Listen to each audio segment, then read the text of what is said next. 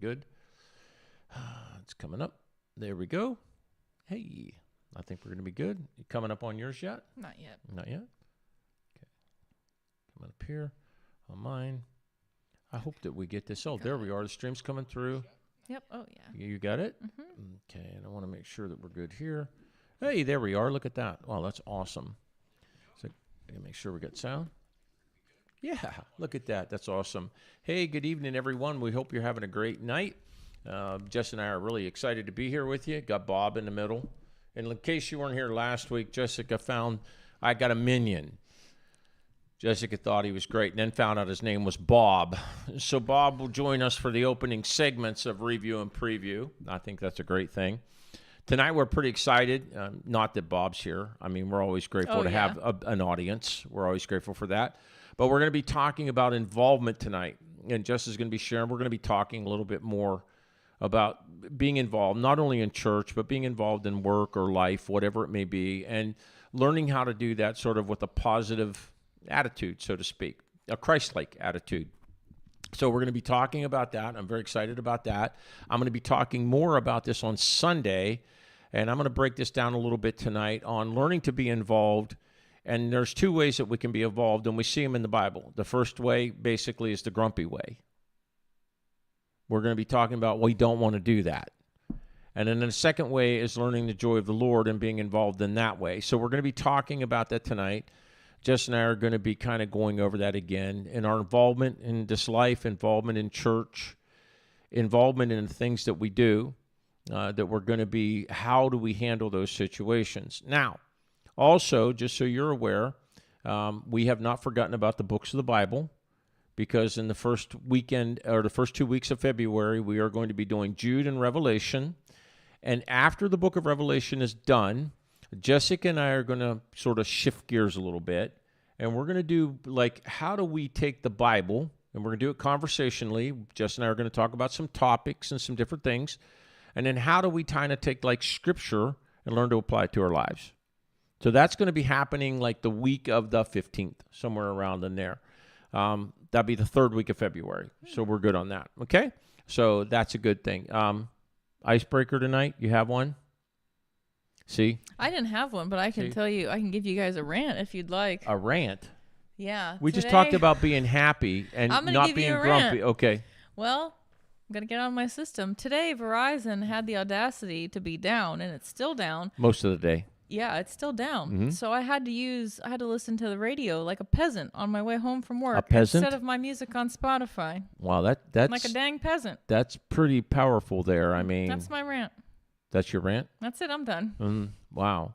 And by the way, Jess and I are going to be going over to Orlando this weekend. On Saturday evening, we're going to go see a Linkin Park tribute band called In the End.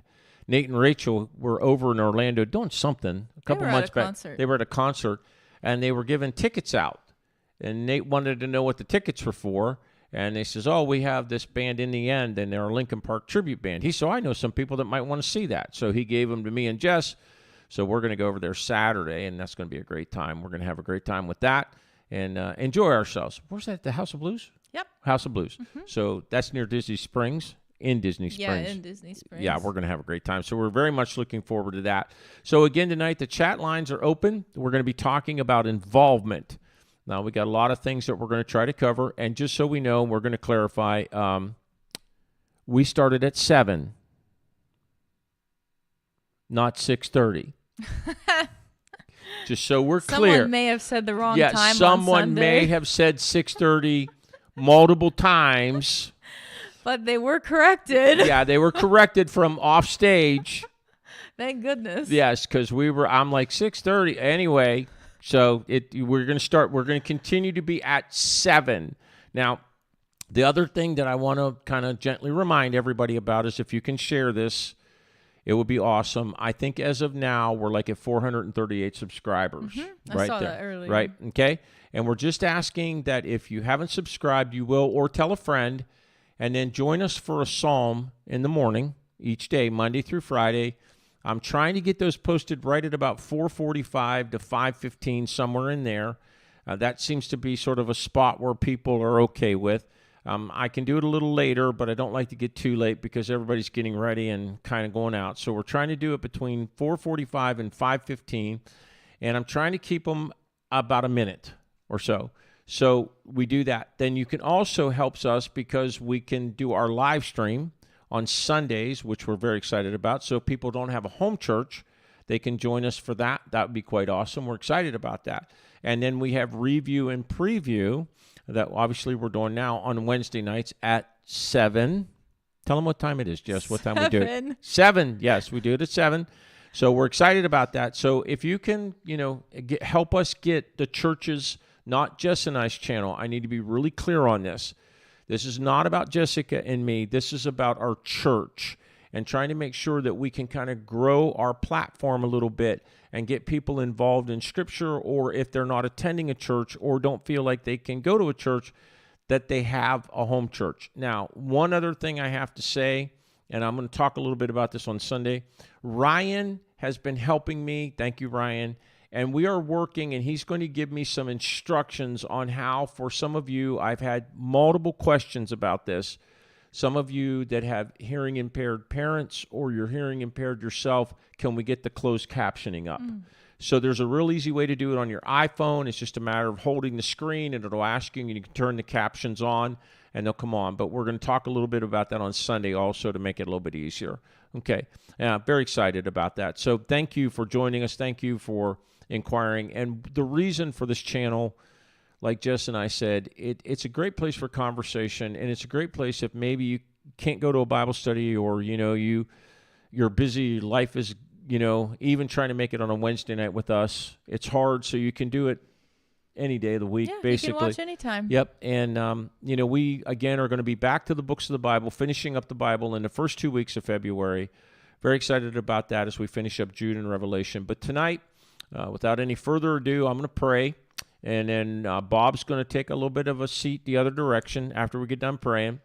Bob's going to go have a seat, and then we're going to be talking about learning to be involved in life, in work, in home, parenting, church, whatever it may be, and trying to do this in a Christ-like way. So we're going to be talking about that. So anything else? I think that's good for now. Okay. We're going to go ahead and pray, and then we're going to get started. God, we thank you for tonight. We thank you for this opportunity that we have to share the gospel.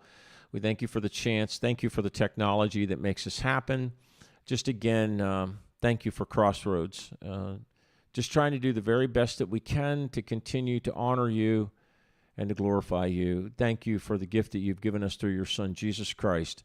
And it's in his most beautiful name that we pray these things. Amen. All right. So as all things go, tonight, Jess and I we were talking a little bit yesterday. Bob saying goodbye. Yeah. We were talking a little bit yesterday, her and I, about what we were going to be discussing tonight. And Jess is going to be talking, and I'm going to be helping, obviously, with this, but we're going to be talking a little bit on how we become involved. Like, now, I'm going to be careful moving forward. Jess is a little bit of an introvert. Yes, it's true. Yeah, it's and I don't mean that like again, and I'm not embarrassing her. She's a little bit of an introvert. So I was like, to be perfectly honest, I was really shocked when she said, "Hey, Dad, I can help you on Wednesday night." I was grateful. I just didn't think she'd do it. Like, I don't mean that like, I just mean that like sincerely, like, okay. And so I asked her why. And she's like, well, I just feel like it would be good. And she said, that I have questions, and maybe people have those questions, and we can talk a little bit. Well, she was right. So that's what we're trying to look at, and that's what we're talking about. And we talk about learning to be involved. Now, multiple times throughout our Wednesday night, like when we were really studying Scripture in the Bible, like we were, Jess was constantly saying, hey, I learned. Hey, I didn't know that, but I do now, right? That was the beauty of being involved. The second aspect of this is where Jess works at, with the people that she works with. She talks to them a little bit and invites them to watch this if they don't have time. Some of them even come to church here, and that's been awesome. And it's just been nice to see how, like, she's taken this involvement with the Bible study, our review and preview, moved it out sort of into her workplace and then into her life. So that's what we're going to be talking about. And I mentioned earlier, there's two ways to be involved in things, grumpy or happy. Both are the dwarfs. That is true. True, right? Okay. So we're going to be talking about that tonight. All right. So, Jess, most of your life, really, most of your life, you have pretty good attitude. Most of your life. Don't be so like I'm shaking my head like I'm all of that. Well, there are some times, you know what I mean? Like she's sort of forgetful about things. We witnessed that on Sunday, so don't get arrogant here, you know what I mean? And but she has really done pretty good in life, but she's also been somewhat sort of shy about things. And so I'm going to talk a little bit about like your job. Okay? And not in a bad way. Just all good. And we're not going to get into any specifics. It's not data. It's not anything like that. But when you were going to apply for the job that you, getting started even, you and I had multiple conversations about that, didn't we? Okay. Now, because somebody out there may be in this position right now. They're like this for Jess was pretty serious. This was like, and I mean this sincerely, it's like a life decision. And sometimes when you're trying to make life decisions, you look for advice, right? Mm-hmm. I don't know why she comes to me for advice, but she does. But anyway, I mean, it's hard for me to follow my own advice, let alone give it to anybody. But so sort of for you when we talked, and you were somewhat apprehensive about like sort of applying. Okay, now, without getting real specific, explain some of your like fear of that. And you don't have to, and I don't want to embarrass you, so I'm not trying to. So, well, I think the first part was I really had only had 2 jobs, and one was a tutor. I just did that on care.com, and I tutored a few kids. So there wasn't really like a formal interview or like formal professionalism to that. It was just like, hey, you can come to our house and you can just help me teach my kids, which was fine. The other one was a sign shop, and that was my brother-in-law's mom owned it. Yep. Still does. Still does, yes. Yeah. So that was more like a family business, and that one there really wasn't an interview for. It was small. It was easy to work there because it was pretty repetitive every day. Yes. So then trying to go to a big company like Baycare, that was very scary for me. I think I was definitely scared of just the interview process. Right. And I was like, oh, if I even get one, am I even good enough for this? Like, what if I get the job and I'm terrible at it? So it was a lot of, I think, just more uncertainty. And then I talked to Dad, finally just realized I just have to be brave for a few minutes. Yes. If you can make it through the interview, you can make it through the next thing and the next thing and the next hurdle. 100%. Now, and I will say this for some of you that may find yourself, and if you're a younger person watching, like tonight, if you're a younger person that's watching and like you find yourself in that place, the one thing that Jess and I talked about quietly, and it wasn't just about like trying to convince her to do it, was many young people are, okay, and I want to say this correctly, and I mean it as a great compliment. You don't realize that you can be a blessing. And that's what Jess and I talked about. And I'm like, honey, you have to understand that, you know, you have the opportunity to be a blessing to this job, and this job will be a blessing to you. And so it was kind of funny because in the email structure of what was happening, I was trying to convince Jess to send the email because she was emailing back and forth because this was like COVID, wasn't it? It was after. Right that. after COVID? Yeah. Okay. It was 2021, so like we still had to wear masks and everything, but it wasn't in the heart of it. Okay. Yeah. So it was like a lot of emailing. There was a lot of what was going on. And she's emailing back and forth. And then it got to a point, there was even more apprehension because Jess had the tutoring job and she worked with Signs by Tomorrow with Dawn. And that was wonderful. But she had been applying for other jobs sort of in the chemistry field. And it was like, mostly was a big fat no, right? And so she was a little bit discouraged. But then when this Baycare, they kind of showed an interest, And she was kind of like, oh. And then she was kind of like, I'm not sure if I want, because I think it was even the interviewer asked you, are you sure about this job? Yeah, she did. Right? Okay. And it wasn't like, this wasn't conflict. It wasn't confrontational. It was just that these were the questions. And I finally, I said to Jess, hey, you've been trying to get this, at least try to go for it. Okay. So she did. The next thing we know, she gets hired. Correct? Okay. Now, this is where this trail gets unique. Okay. She's told, what shift are you going to work? I was hired for 2:30 to 11, so second shift, like afternoon. Afternoon. Shift, which I really didn't want. Right. But that's what they had, so I was like, okay. Yes. It's what they had. She was trying to get her foot in the door. So then you were told to do orientation from home. Isn't that correct? You did it on video, or just for the first 2 days. First 2 days, Yeah, right? I mean, yep. to get right, you had to complete that, right? Yeah. Okay, and then you were told to go in, right? Okay, so you were there about how long before they moved your shift? So, someone from 8:30 to 5, they ended up leaving, and usually I think what they do, they ask people in the department if anyone wants that shift, but the manager can bypass it, like if they want to, which is fine. So they offered me that shift while I was still in my training. It was probably like my 5th or 6th week, because training was about 6 weeks. Yeah, it was 6 weeks. Sorry, we've changed it since then. Right. I think it was 6 weeks. So maybe it was my 4th or 5th week. And they're like, oh, do you want the 8:30 to 5 shift? I was like, oh, I would love that. So it was great because I never had to go on afternoons. I was able to do day shift when I got onto that shift after training. Right, because she never worked the 2:30 to 11:30 shift. Nope, never even made it to 2:30 to 11:30 shift. Yeah, now, so that was good. So this is where this gets even better, because how long did you actually work the 8:30 or 8 to 5:30 shift? I think I worked that for like a year and a half. And then that was called a swing shift. So we have a few swing shifts, but the main shift was 6:30 to 3. So someone left from there. I was able to move into there. And then later I got promoted to lead tech for first shift, which was still 6:30 to 3, which is my current shift now. And then keep going. And then, so that was, I think, November 2022, I got promoted. And then... So you were on a job a little over a year. Yeah, a little over a year, got promoted.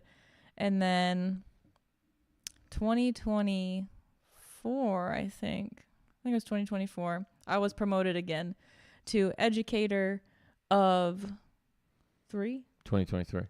2023. Yeah, because you weren't promoted during the hurricane year. Oh, yeah. Okay. Yep.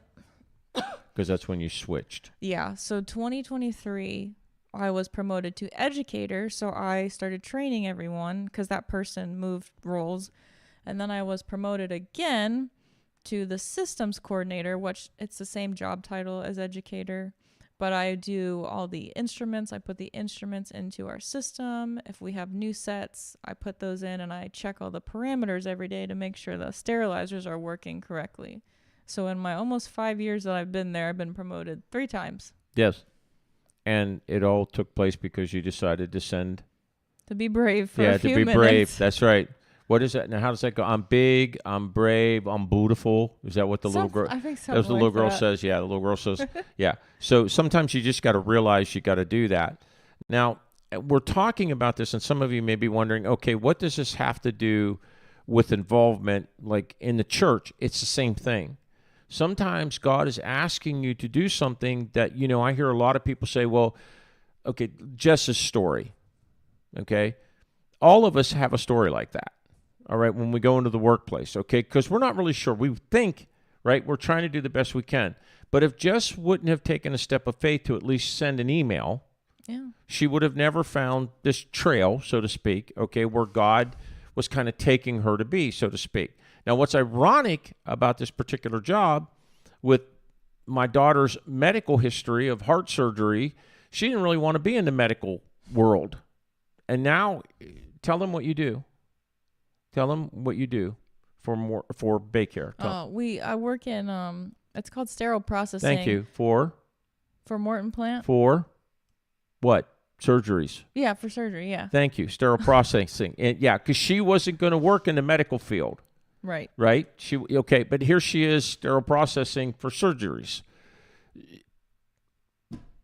which again, okay, this step of faith has led her to this very rewarding place in her life where she's not only grateful for her life and what's happened, but now she has the opportunity to help other people, which is pretty cool to me. I mean, because that's kind of how God works.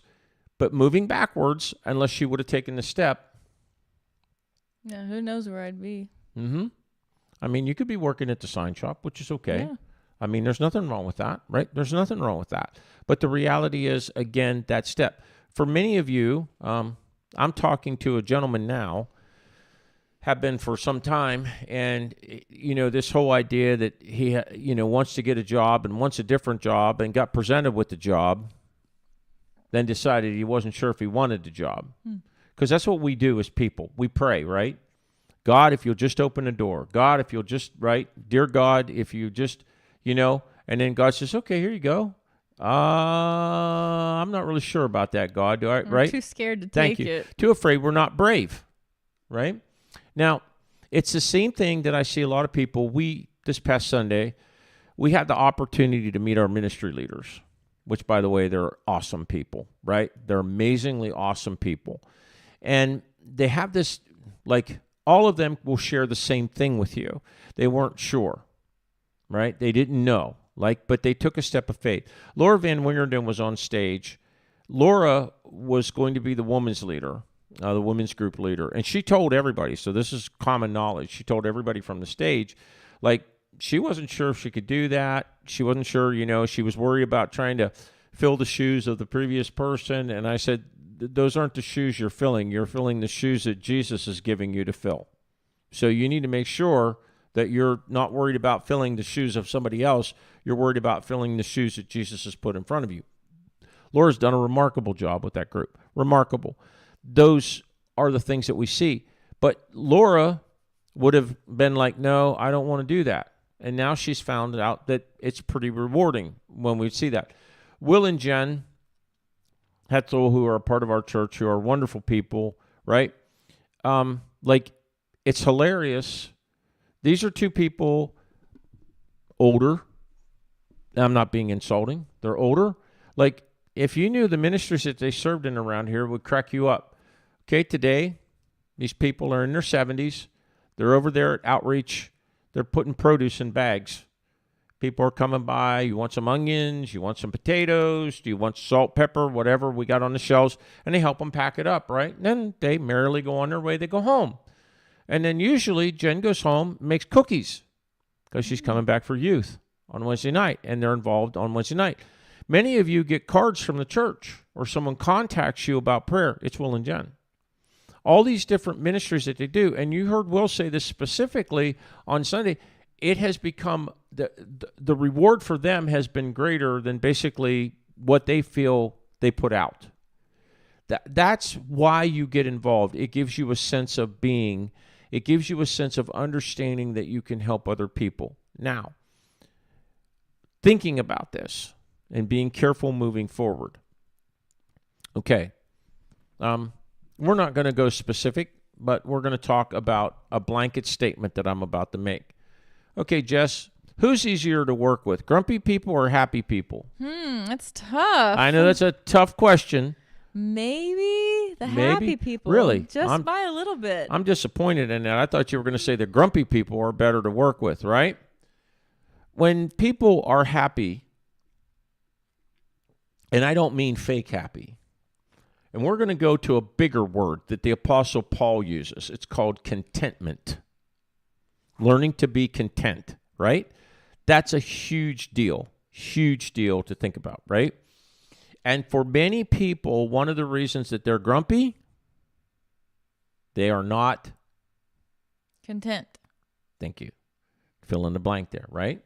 And you see that people get this way, and somehow they think that there's going to be something that they're going to find. Like many people, money is their motivator. And until they're going to get paid the wage that they earned or deserved, they're never going to be happy, right? Okay. Not being a smart aleck, most people, most of us that are waiting on the big money jobs to happen, and if we're thinking our happiness is going to be tied to that, we're going to be grumpy a lot, right? That's just a fact. It's interesting that when we stop and we think about Virgil Wilhoit, who's one of our elders here, he stops by before we do Wednesday night. We're always chit-chatting. And him and I were talking about, like, the blessings that God pours out on the church here. Like, we know we don't have a lot of money, like when it comes to cash, whatever you want to say. We know that. We understand that. But yet here we are as this little church. About 100 people went through today through outreach, got food, got clothing, met people, were prayed with, got a haircut, whatever it may be, however it works, right? And God has made the provision for us to do that as a church, right? Out of a building, right? An old building, not being disrespectful, an old building, right? But yet somehow we stop and we think about it. We're not paying for that. 300 children this year through this church, about 300 children had somewhat of a Christmas. Now, here's an interesting story. So at Christmas time, we had a young couple that came here, and they have a couple sons. And one of the boys was looking for something. I think they said he was 9. He was kind of looking for something to ride. Well, of course, trying to find him a bike or whatever, we just couldn't find one at that time.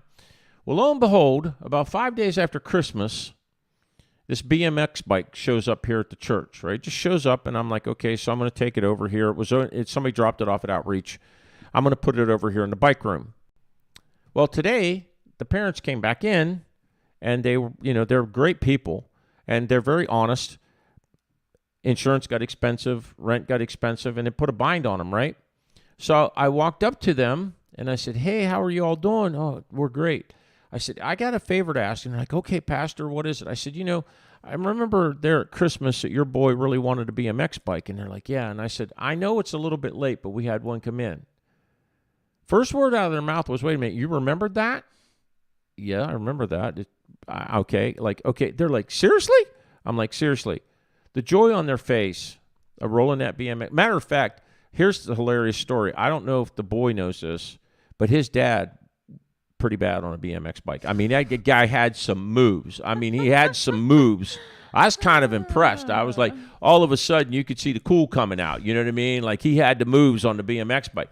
So that, we wouldn't have enough money to buy those things. But God provided that joy for that family because someone had a BMX bike that their child wasn't riding anymore. And we could say, oh, if we had enough money, we'd just go down and buy a bunch of BMX bikes. Okay, well, what does that prove? Like, God was faithful to our church, opened that opportunity up, right? And so here we are providing this BMX bike, okay, and it didn't cost the church anything. And yet we gave a young boy what kind of memories? And parents, what kind of memories? Because we showed we cared about them. Right? So you can't buy that. You can't buy that type of happiness. You can't buy that type of contentment. We want to think we can, and money's going to solve all the problems. Probably not. I mean, my Uncle Paul, when he was alive, I used to crack up laughing all the time. I'd tell him, Uncle Paul, I'm going to be rich and famous. That's what I want to do in my life. We would always have these conversations laughing, He'd say, well, dum-dum, why don't you work on the rich first and worry about the famous later? That was his big thing. Go get rich, and we'd laugh about that. We thought that was so funny. But the truth is what are you going to do and how are you going to, you can look for money your whole life, or you can find personal richness in serving and being involved in making a difference, okay? You can do that. Okay. We'll go back to you and your job. All right. Inside of your job. Okay. Yes, Jessica makes money at her job. We're all aware that we get paid. Okay. Jessica has a great job. I'm grateful for that. But really, honestly, now I'm going to be careful I say this. She does this with permission, so I'm very careful.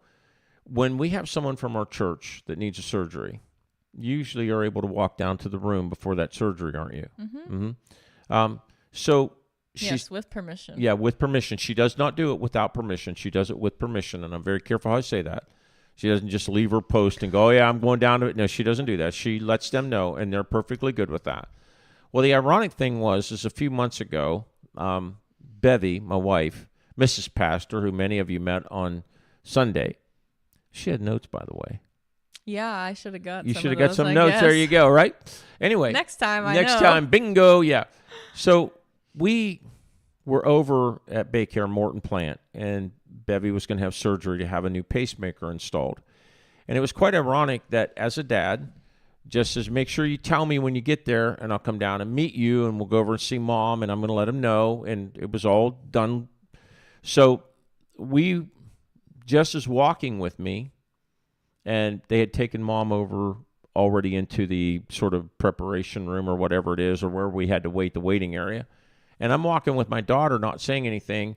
Get on the elevator, get off the elevator. Hey, Jess, how are you? Morning, Jess. How you doing? Walking through the snack. Hey, Jess, how are you? Hey, Jess, what's up? Hey, everybody. Walked around the hallway, started down through. Hey, Jess, how are you?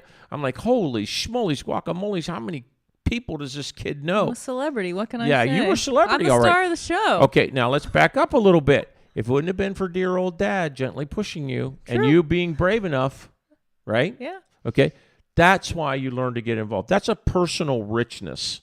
That's something that money will not buy. You know, it might make you happy to be able to get things, and I'm not telling you it won't, okay? Of course, right now, I don't have to worry about that, right? I mean, I'm just very grateful where we're at. I don't have to concern myself, and I'm grateful with great amounts of wealth because I'm so blessed in my life to be a pastor of Crossroads. 2 beautiful daughters, 2 beautiful, I should say, handsome son-in-laws, beautiful granddaughter. I mean, beautiful and beautiful wife and my doggies and stuff.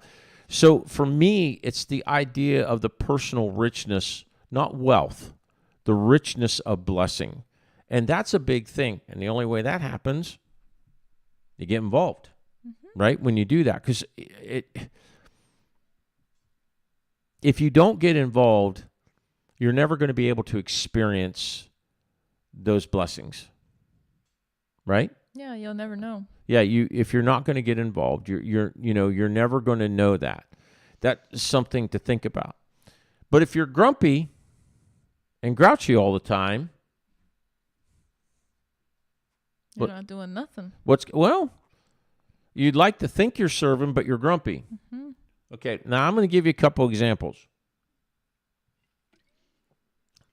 In the Bible, in the Old Testament, we meet a group of people called the Israelites.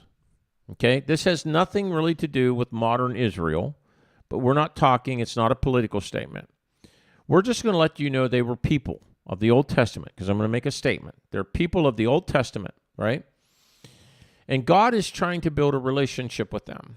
And he takes them up out of the land of Egypt, right?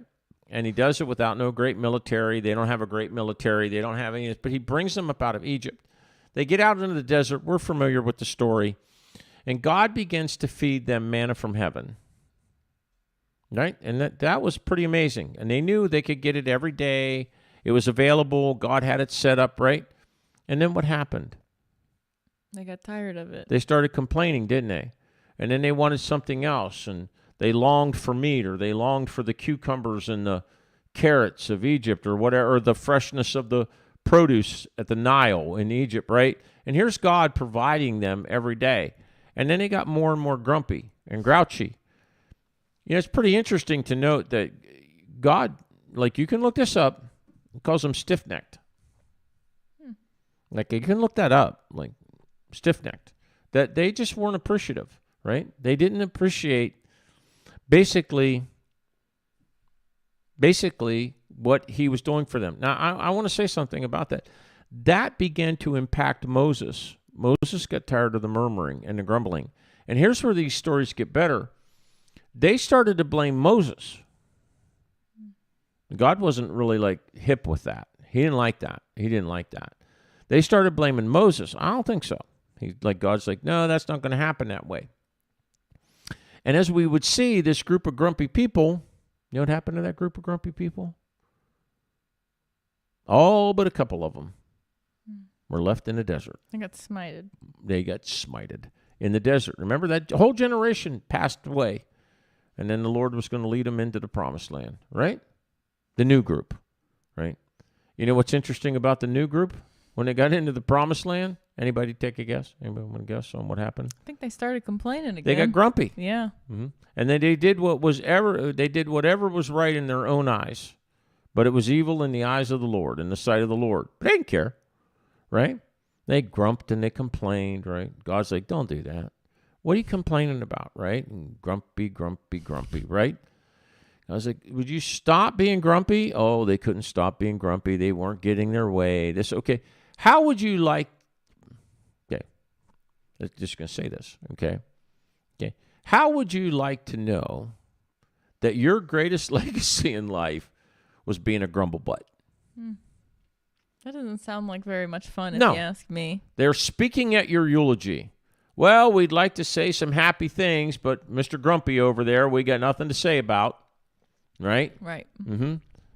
You know, does anybody recall ever seeing that person with a smile on their face or ever being satisfied? No, they complained all the time. Is that really what you want? You know what I mean? And then what would you put like on the tombstone if you were going to have a tombstone? There would be some kind of complaint there, right? I mean, we were going to fill this out, but we knew they would never be satisfied, so we didn't. All I got was this dumb tombstone. All I got was this stupid tombstone, right? You could just see that happening. I mean, oh, gracious sakes. Is that really what you want to be? Like, you know, and then you hear the whole, well, this is the way God created me. Buddy, you have a choice. Yeah, you can make a choice. You don't have to go through life being grumpy. Yeah. Pocket Jesus. You got pocket Jesus right there, right?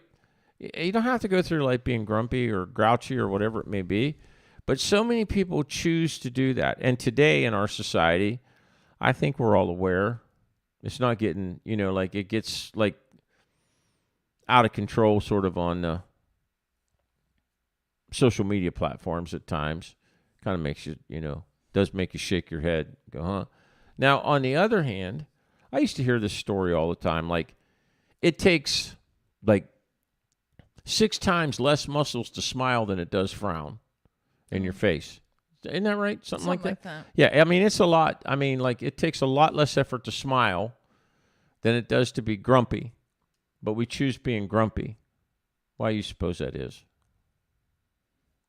People don't like change. What? If you're in a bad mood, you know you want to stay in a bad mood. And then you look for other people in a bad mood. So you all have a reason to complain, right? And be together in a bad mood. You know what's funny? We live in a society today. Here, you can try this at home. You should just start like with your phone laying about, right? Just start talking about grumpy things that aggravate you. And then when you pick your phone up, see how many of those come up on your phone. Your phone's listening. Yeah. Right? All the time. Yeah, all the time. It's listening. People say, oh, you know, can you believe I was talking about the sale at Target and then there was a Target ad on my phone. Well, how do you think that happened? Right? Kind of makes you kind of giggle. What would happen if you started saying happy things around the house? Right? Happy things would start, you'd start getting, what do they call those, algorithms? It's like targeted ads. Yeah, but when you're going through something, is it called the It's your algorithm. Yeah. And so they find out what, you know. Like on Facebook. Yeah. Like how many show you what they think that you like. Mm-hmm. And they keep showing you the ads and you keep trying to X the ads out. And it gets so boring because it's like they send you thousands of ads. It's ridiculous. Yeah, it is nuts. And you're putting not interested. Well, tell us why you're not interested. Like, no, leave me alone. I'm just not interested. Well, you know, we'll change this for you. Two scrolls later, it's right back, right? So it's kind of comical to see that. So when we see this, learning to be content. Now, why is it so important to learn to be content, do you think? Are you going to yawn all night, ma'am? The viewers are looking at you yawning right now. Probably not. I mean, they're thinking to you. You can be grumpy or you can be happy. Yes, and you're sleepy. Well, that's you're the third third option. of the dwarf. You're the third dwarf. I don't know what to tell you. There's grumpy, happy, and now you're sleepy. I'm in between happy and sleepy. What happens if you're going to be sneezy? Let's hope not. Doc? That was me a while ago, but Yeah, she was hopefully not. sneezing quite a bit. Doc? I could be the leader, you know. Yeah. So who did we have? We had grumpy, happy, sleepy, sneezy, dopey. Uh-huh. Who's the other one? Doc? Who's the seventh Oh one? my gosh. Bashful. Yeah. You're welcome. Oof, thank Thank goodness. you very much. And who is the Disney star that knows It's all me. of a Disney? I haven't seen that in a while, But to be who fair. had to figure that one out? Thank goodness. Mm-hmm. Yeah, dear old dad. He did again. Yeah. So if we stop and we think about this, so why do you suppose we choose to be grumpy? Like I said earlier, it's just easier to be what you feel like than trying to change your perspective. Or people don't want to change people, meaning all of us, me too. We don't want to change ourselves. So, it's always somebody else's fault or Okay. it's somebody else's problem. But deep down, I mean, everyone's got to know it's them. Like, Okay. you can't be mad constantly and be like, oh, I'm the only one who knows something. Like, you just know that's not right. Okay. At what point do you self-reflect and be like, I need to change? Well, when we stop and we think about something, in the Psalms, David would often talk about how his groaning, he writes and records in the Psalms because he did not like being unhappy. He felt like basically, when you read some of the Psalms, you would note that David felt like he had fallen out of favor with God, and it really bothered him. And there's a key. David understood his relationship with God was where true contentment was. And once he realized that he was felt that he was out of that relationship, he was no longer content. David. And David would seek his way back. Like we've often talked about, like David was messed up. Like we know that. But the one thing about David was, I do say this, we often read, David was a man after God's own heart. But then you would look at his actions and go, huh? What? But the reason that I believe that was written that way was David was a man after, God's own heart, because David recognized that when he messed up, he had to go back and get that relationship right. It was so important to him, right?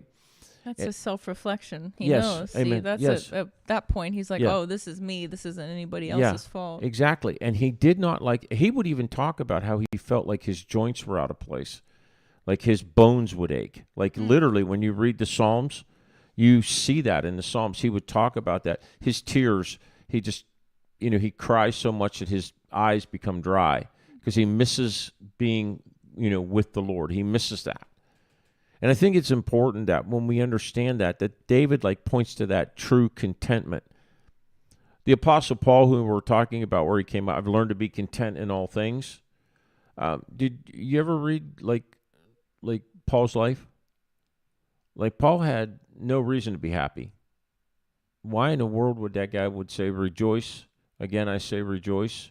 When what he went, shipwrecked, bitten by a poisonous snake, not sure where your next meal, ran out of town, coming back, thrown into jail, tried on false charges, right? All these things. And Paul just is content. Now, if you think about something, Paul was facing death, and he was writing some of his last words to a young man by the name of Timothy.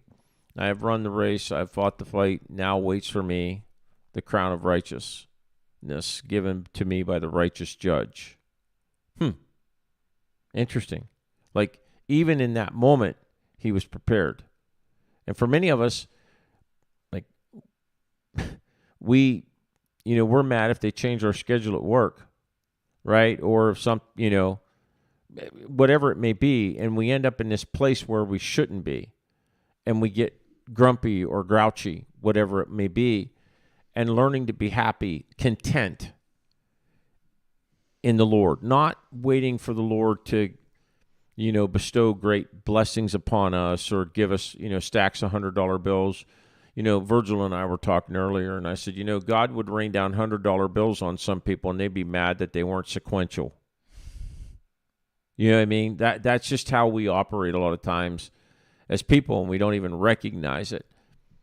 Okay, so going from this grumpiness, and learning to be content, how do you suppose that works? How do you suppose how for you, how are you on your journey of faith? How are you not, like, I know it's not perfect, but how are you trying to learn to be more content in the Lord?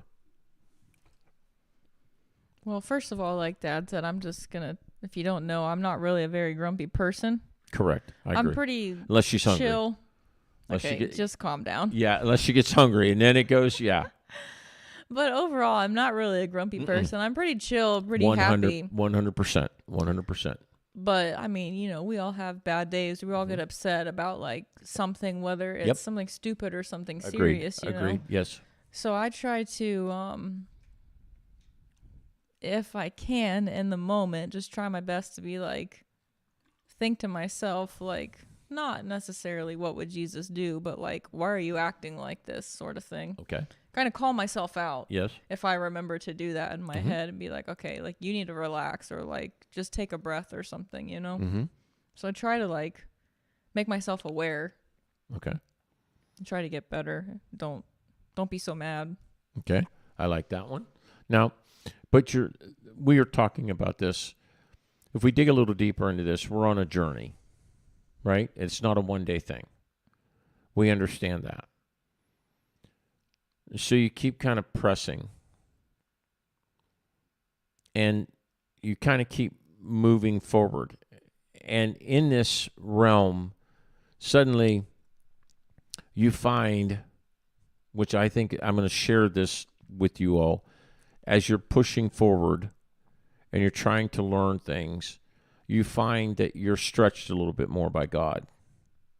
Like just, and again, not torturing anyone. He's not testing you. He's helping you grow your faith in him. Because if you're trying to have faith in yourself, you're going to stop. Like, you know what I mean? You're going to keep limiting yourself. And God is like, no, you don't have to limit me. We're good. Let's just keep, right?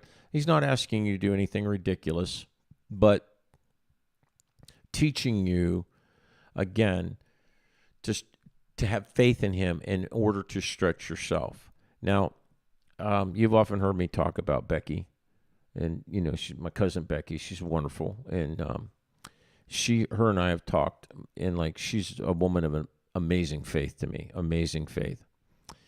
And we often talk about how God, many times, we feel like God's taking us out into the deep waters. And when you're in the deep water, it's like you're wondering, okay, why did God bring me out here? Why am I in the deep water? Why do I feel like, I'm in over my head?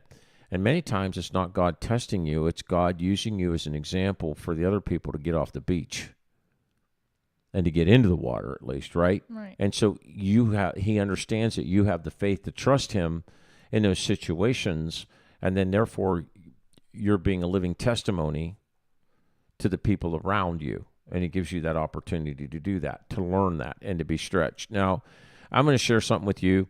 It's personal to me, and it's important. But on the other hand, I'm learning about the kingdom at the same time. Now, and how, like, God sort of works. And I can never really explain how God really works because he's God, right?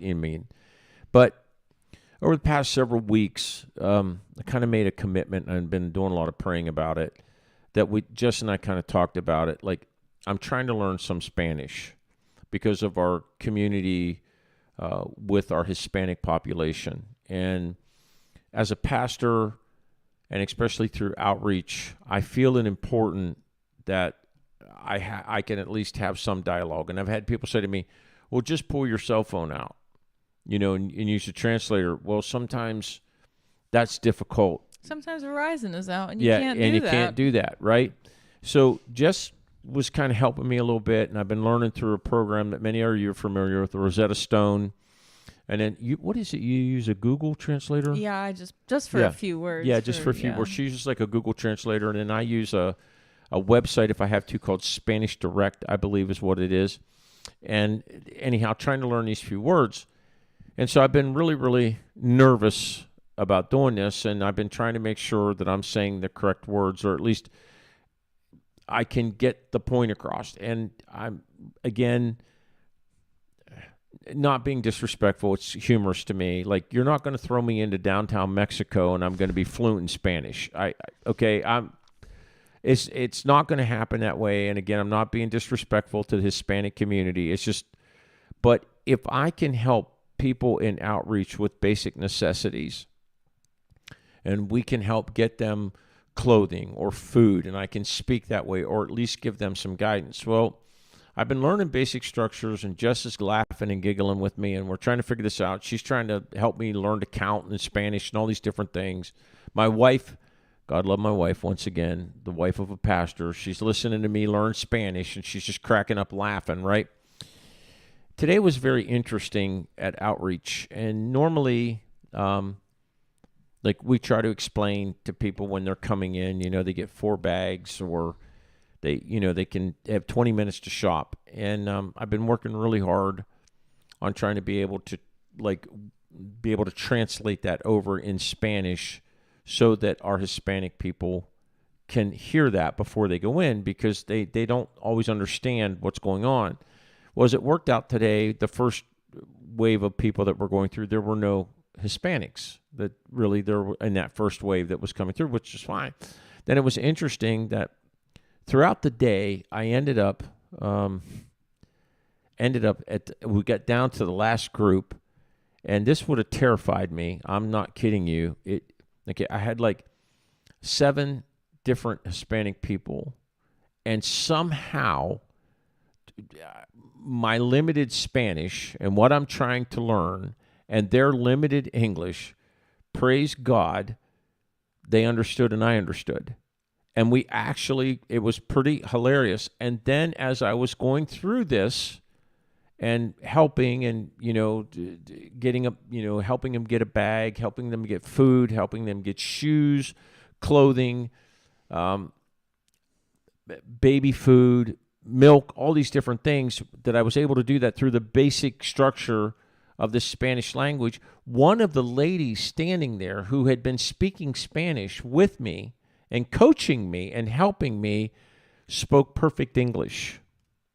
It was amazing. And I was kind of like shocked. At first I was like, well, it's been a lot, it's been easier.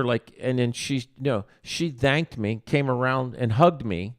And she was so grateful. She said, it's amazing that you're trying to learn this language. And she meant no disrespect at your age. And but that opportunity to be able to do that was given to me by God, and I would have not done that. Like, if I had been not a pastor in a church with a Hispanic culture, right, and knowing how important outreach is, I would have never done that. But because God has placed me where he's placed me, he allowed me to do that. And here, if you would have told me, and again, I'm not trying to be disrespectful, that at 12:30 today, I'd had 7 Hispanic conversations going on, with my grand whopping 3 weeks of Spanish knowledge, right? I'd have said, you're nuts. That ain't going to happen. But it did, and it worked. As a matter of fact, it was even, it was kind of funny, leche, which is milk, right? Okay, we were able to figure out, because I knew Keller's, which is ironic because I'm pretty much colorblind. It's ironic. I was able to ask if it was blanco, which was white, or negro, which was black, which basically came out to chocolate or vanilla, right? Because I can't say chocolate or vanilla. And I knew, and the young girl that wanted the chocolate was so excited that she hugged me because she understood that I could at least get her chocolate milk. And that's all she wanted. So in that, and the reason I say that is, you don't know what God's asking you to do, but you have to get in there with the right attitude and go, okay, the prophet Isaiah tells us, God asked, who shall I send? And Isaiah says, here am I. Send me. So again, I would encourage you, if you're not involved, to get involved and to learn to trust God. That's the most important thing in being able to learn that and do those things. Like I said, for me today, I'll be honest too. We got done over at Outreach, and I told my wife this just very quietly. It was very emotional for me. I had to come back over to my office and kind of sit down because it was like, at 63 years old, and this isn't about bragging. I don't want it to sound that way. It was just incredibly humbling to think that God had allowed me that opportunity, that there were 7 people that really did not speak English, and I certainly don't speak Spanish. And there were 7 people that came together in God's divinity, and they were able to get help. And we were able to work together as that's humbling. It's pretty humbling. So, and I'm grateful for that. And he's given me that opportunity. How could you, here's a question. I got to learn, would you learn to be grumpy in Spanish? I don't know. Well, I don't think I want to do that. They were, the people, the Spanish people that I talked to, they were so grateful. It was quite amazing. And I just really appreciated that. But so in the importance of being involved, whether it's at work, whether it's at home, whether it's your family, whatever it may be, one of the things that I want to encourage you is learn to be content and learn to work and learn to build your relationship with God. That is very important, right? And learning to depend upon God and learning that He can, leading and you're following, that's important in that. And I think that that's where that true happiness or contentment comes from, is when you're doing that. And God opens these doors of opportunity. So I think that's pretty amazing. Anything else you want to add? No, I think that's great. Are we good? Mm-hmm. Okay. What time is it anyway? 56. Oh, we're almost wrapping up, huh? Yeah. All right. So we're grateful for tonight. I hope you enjoyed this conversation. We're going to be working on more of these. We're going to get better at these. And after we get through with the book of Revelation, we're going to start learning. Jess and I are going to lay out some plans, how do we apply Scripture to our life? A very applicable, series that we're going to be working on beginning around February the 15th and working through however long it takes. We're going to kind of work on those daily things that we work on, whether it's health, whether it's family, whatever it may be, or just building our faith. So we're looking forward to that, right? I am looking forward to that. That's going to be pretty cool. And the other thing is, I know I'm starting to sound terrible. Don't forget to like and subscribe, right? Right. Yeah. And again, we're trying to build the church platform. We need to be aware of this. This is not about Jess and I. This is about Crossroads Christian Church and trying to build a cyber community and trying to get people involved. So look forward to that. Don't forget to like and subscribe. And no, we don't have a merchandise shop. Not yet. We mean not yet. No, Once we get to 1 million subscribers. Oh, 1 million subscribers. Yeah, 1 million subscribers. Our goal would be 500 right now. Yep. We get to 500, that would be pretty awesome. So I think it'd be pretty exciting. So you could share this with somebody or encourage them to subscribe. That would be awesome. All right. I think we're good. We'll get Bob back. Got to get Bob back. You got to hold Bob back for the closing remarks, everyone. Yeah, but Bob's right there. All right. We're looking forward to Sunday about being involved. We're going to be talking about the importance of being involved. And again, talking about being content over grumpy when you get involved with things. Okay? All right. With that said, I'm going to pray. All right. God, thank you for tonight. Thank you for all that you do. Thanks for watching over us as you always do. Lord, help us to learn to be content. Help us to learn to be involved. Help us to learn that, again, what the plans are that you have for us, how we can do better at those plans, and how we can grow your kingdom. Thank you for Crossroads Christian Church. Thank you as we continue to learn and we continue to move forward. We are grateful. We pray these things in the most beautiful name, the name of Christ our Lord. Amen. Hey, you all have a good night. Don't forget, tomorrow you can join us, or you can even go back there now and you can look at a psalm, and we do those Monday through Friday. I'm trying to get them up 4:45 to 5:15. So works out pretty well. You all have the best day. Thanks for joining us. We'll see you later.